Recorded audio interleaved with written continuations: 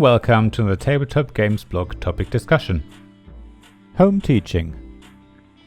Growing up, I played a lot of tabletop games with my parents and brother. Yes, there was Monopoly of course, as well as other roll move games such as Winnetou, but also tableau builders like Ogallala and a stock market game called das Börsenspiel, which required a little more strategic thinking. It was mostly my brother who would teach us these sort of games, and my parents would teach us trick-taking games like Skat and Doppelkopf. So in this article I want to look at how I learned those games and how the rules were taught.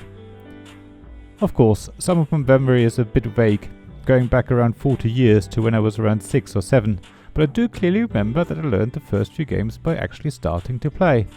Sure, my brother would explain the rules first, but then early games didn't really have many rules. It was mostly about getting from A to B as quickly as possible by rolling dice and maybe making some decisions along the way. So it was easier for me to just start rolling dice and asking questions as I went.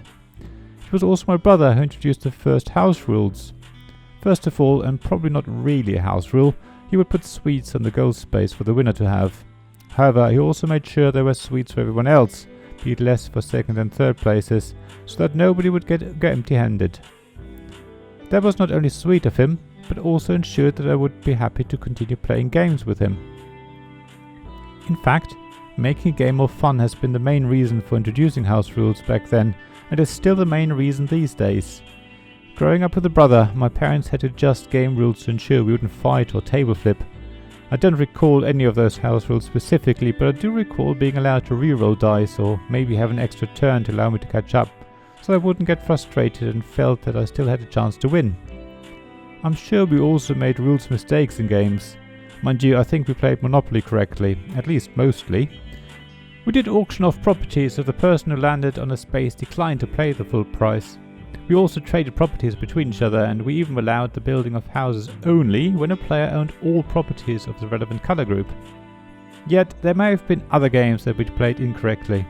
The thing is, I don't know what these rules mistakes might have been, because I no longer play those games and can't check the rules against my memory of how we played them. So there's a good chance that those rules mistakes became house rules in our family. That's actually another way of how games groups these days sometimes propagate rule mistakes and effectively turn them into house rules, until a new member points out the mistake, at which point there's probably a huge discussion of whether the long-honoured way of playing the game should persist, or if the actual rules should take effect. As a parent myself now, I wonder if my wife and I have created house rules of our own, without knowing, simply by teaching the rules wrong to our daughter. Of course, I wouldn't know until our daughter points our mistakes out to us, but I do think that we may have played Small World slightly wrong with her. When it comes to house rules, we didn't really introduce any, other than maybe to make gameplay a bit faster. Saying that, I remember playing Small World with her a few times in a 2-player game, and we decided to control 2 different races each, making the game effectively a 4-player game, but allowing the 2 races to help each other, which made for an interesting and fun experience. Overall, I think it's interesting that things such as house rules and making rules mistakes feel like a new idea, but clearly have been around for a very long time, at least for decades, probably longer. So when you think back to your own board game past, you can probably think of other things you did then, but didn't have a name for, and that you still do now.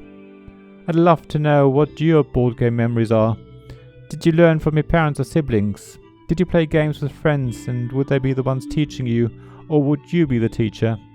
Are there rules mistakes you made back then that you only now realize were mistakes? Please share experiences and memories in the comments below. Thank you for listening to this Tabletop Games blog topic discussion podcast.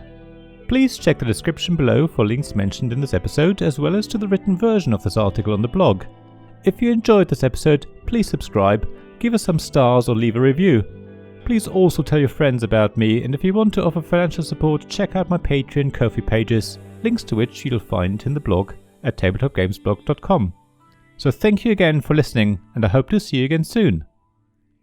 This podcast is made possible by the generous help from my Patreon supporters: Royal Patron Sean Newman, the UK half of Gamelot, Castle Guard David Miller of Subquark Publishing, Dice Masters James Naylor, publisher of Magnate First City, and Paul Grogan of Gaming Rules, and Shining Light Robin Kay of Rune Sky Games, Sarah Reed of Resourceful Games, Tim Vernig, and Richard Simpson of We're Not Wizards.